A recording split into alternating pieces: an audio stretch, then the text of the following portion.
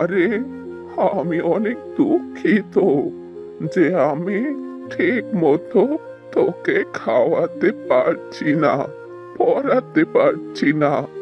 আমার এই অভাবী সংসারে তুই অনেক কষ্ট করে বড় হচ্ছিস, আর আজ কেউ দেখ আমাদের না খেয়ে রাত কাটাতে হচ্ছে। কোনো ব্যাপার নয় বাবা, আজকে খাবার খায়নি তো কি হয়েছে, কালকে আমরা আবার চেষ্টা করব। এবার চলো ঘুমিয়ে পড়ি।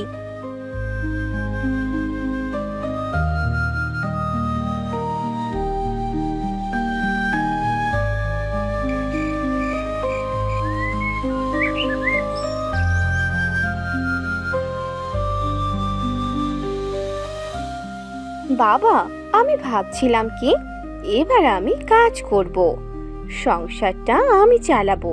এখন তো তুমি বুড়ো হয়ে যাচ্ছ, তুমি কোনো কাজ করতে পারবে না। এবার যা করার আমাকেই করতে হবে। মা, তুই এসব কি বলছিস? তোর কি আর এখন কাজ করার মতো বয়সটা সেই হয়েছে যে তুই কাজ করবি? না রে মা, তোকে কোনো কাজ করতে হবে না, আমি একটা কাজ করে নেব। না বাবা, তা কখনো সম্ভব নয়। তুমি একটা কাজ করতে পারো, তুমি আমাকে জমিদারের বাড়িতে নিয়ে চলো। জমিদার মশাইকে বলে তার বাড়িতে যে কোনো একটা কাজের ব্যবস্থা আমি ঠিক করে নেব। চলো বাবা, আমরা এখনই জমিদারের বাড়িতে যাই। ঠিক আছে মা, চল তাহলে। এত করে যখন বলছিস তাহলে কি আর করব, তোকে এখনই জমিদারের বাড়িতে নিয়ে যাই। তোর একটা কাজের ব্যবস্থা করতে পারলে আমাদের জন্য ভালোই হবে।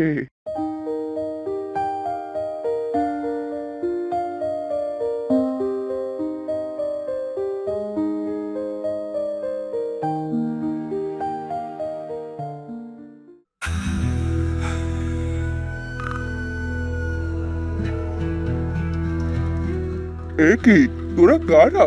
তোরা আমার প্রাসাদে? তোদের শরীরের অবস্থা দেখেছিস? এই অবস্থায় তোরা কিনা আমার প্রাসাদে প্রবেশ করেছিস? ক্ষমা করবেন জমিদার মশাই, আপনার কাছে আসতে বাধ্য হলাম। আমরা অনেক বিপদে পড়ে আপনার কাছে এসেছি, আমাদেরকে এভাবে ফিরিয়ে দেবেন না।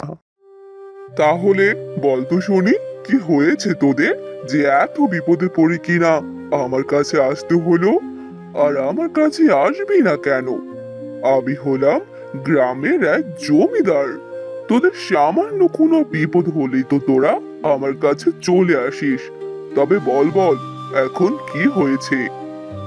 জমিদার মশাই, আমার বাবা অনেক গরিব, তার কাজ করার মতো কোনো শক্তি নেই। তবে আপনি যদি আমায় একটা কাজ দিতেন, তাহলে আমি আমার বাবার দেখাশোনা করতে পারতাম। তার দেখাশোনা করার মতো আমি একমাত্র ভরসা। বেশ বেশ, তুমি তো দেখছি ভালোভাবে গুছিয়ে কথা বলতে পারো, অনেক বুদ্ধিমতী মনে হচ্ছে। হ্যাঁ হ্যাঁ জমিদার মশাই, আমার মেয়ে বেশ বুদ্ধিমতী।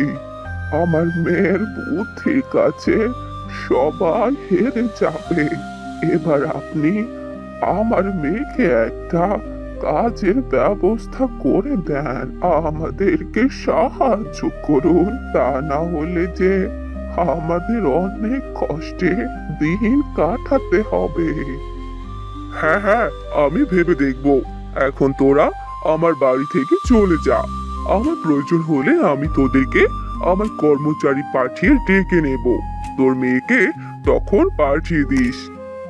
ঠিক আছে জমিদার মশাই, এবার আমরা আসি। চল মা, বাড়িতে ফিরে যাই।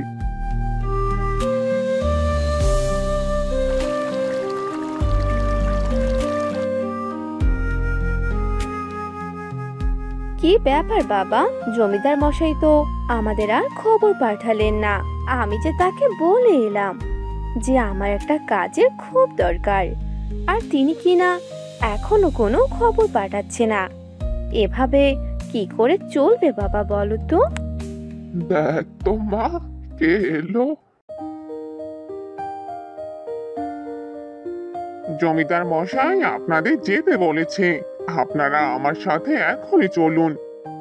বাবা, জমিদার মশাইয়ের কর্মচারী এসেছে, চলো বাবা, তিনি আমাদের ডেকে পাঠিয়েছেন। শুনে আসি তো কি বলবেন। হয়তো আমার জন্য কোনো কাজের ব্যবস্থা করে রেখেছেন। ভালোই হয়েছে বাবা, তিনি যে আর বেশি দিন সময় নেননি। চলো বাবা এখন।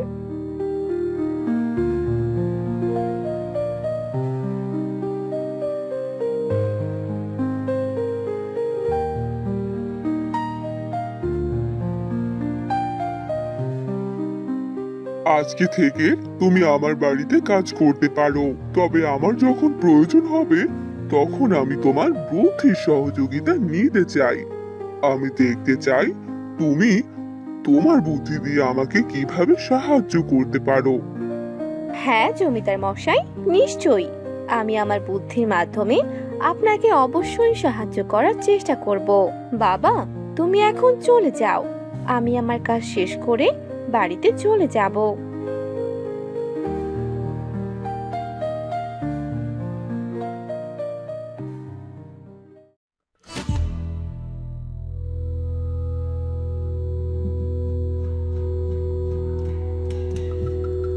জমিদার মশাই, জমিদার মশাই, অনেক বড় বিপদ হয়ে গেছে। আপনার জমির ফসলগুলো যে নষ্ট হয়ে যাচ্ছে, এসব কেন হচ্ছে আমরা কেউ বুঝতে পারছি না। এবার কি হবে জমিদার মশাই? ফসল যদি নষ্ট হয়ে যায় তাহলে তো অনেক বড় সর্বনাশ হয়ে যাবে। কে? এসব তুই কি বলছিস? ফসল নষ্ট হয়ে যাচ্ছে মানে? আমি যে ওই ফসলের জন্য এত কিছু করছি, আমার সব ধন টাকা পয়সা সব তো ফসলের উপরে খরচ করছি, তবু কিনা ফসল ভালো হচ্ছে না, সব ফসল নষ্ট হয়ে যাচ্ছে। এসব তুই কি বলছিস? ফসল যেন কোনোভাবে নষ্ট হতে না পারে, সেটার ব্যবস্থা কর গিয়ে। আমরা অনেক চেষ্টা করলাম জমিদার মশাই, কিন্তু কোনোভাবে ফসল ঠিক হচ্ছে না। এখন আর আমাদের হাতে কোনো কিছুই করার নেই।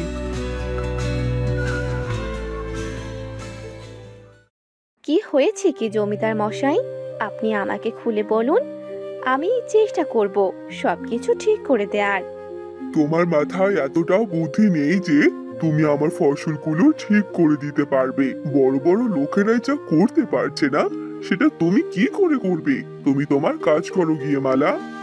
জমিদার মশাই, আমরা কিন্তু ছোটদের থেকেও অনেক কিছু শিক্ষা নিতে পারি যা বড়রা করতে পারি না। আমাদের উচিত মালাকে আমাদের সবগুলো ঘটনা বলা। যদি আমাদের কোনোভাবে সাহায্য করতে পারে তাহলে তো মন্দ হয় না। তাহলে বেশ, তাহলে মালাকে সবগুলো ঘটনা জানিয়ে দাও, দেখি মালা কি করে সাহায্য করতে পারে। আপনারা কি জমির মাটি পরীক্ষা করেছিলেন? আর আপনার কৃষকেরা কি ঠিকভাবে সব কাজকর্ম করেছে?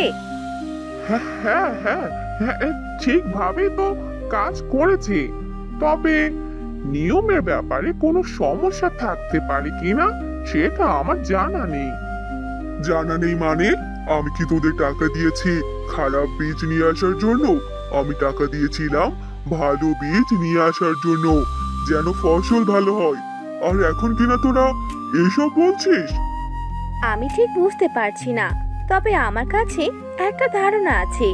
আমি চ্যালেঞ্জ করলাম, আপনি আমাকে 10 দিন সময় দিন, তাহলে আমি আপনাকে সমস্যা বুঝিয়ে দিতে পারবো যে আপনার জমিতে কেন ফসল নষ্ট হয়ে যাচ্ছে। তোমার মতো একটা ছোট্ট মেয়ে 10 দিনের মধ্যে কি বা করতে পারবে? বড় বড় কাজ ছোট ছোট পদক্ষেপের মাধ্যমে হয় জমিদার মশাই।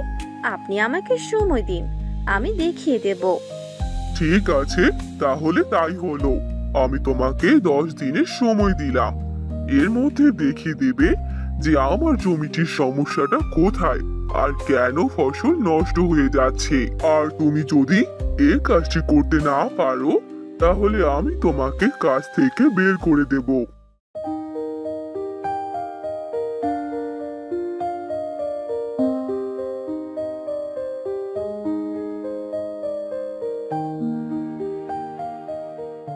আজ থেকে আপনারা সব শস্যের ক্ষেতে সঙ্গতিপূর্ণ সুর ছড়িয়ে দেবেন।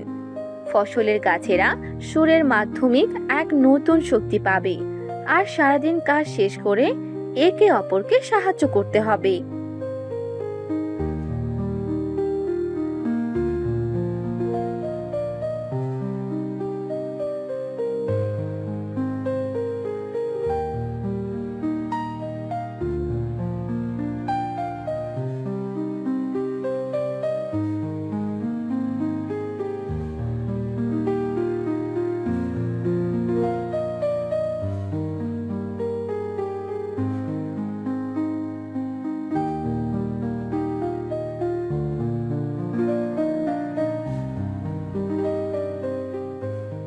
তুমি কি করেছো মালা, যে 10 দিনে এই পরিবর্তন কিভাবে সম্ভব হলো?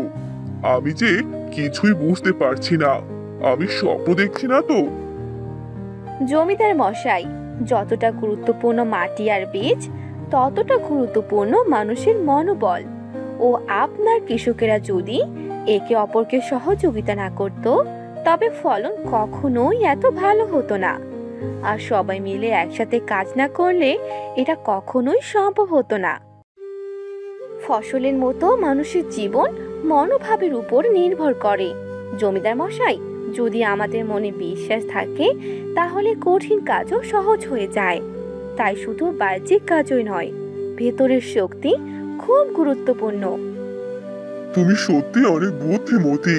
তুমি আমাদের গ্রাম এবং জমির জন্য এক অমূল্য রত্ন। আর তুমি বুদ্ধিমতির সঙ্গে বুদ্ধিমতী খেলাও দেখিয়ে দিলে। কর্মচারী, কোথায় তুই? এখনই গিয়ে মালার বাবাকে আমার এখানে নিয়ে এসো।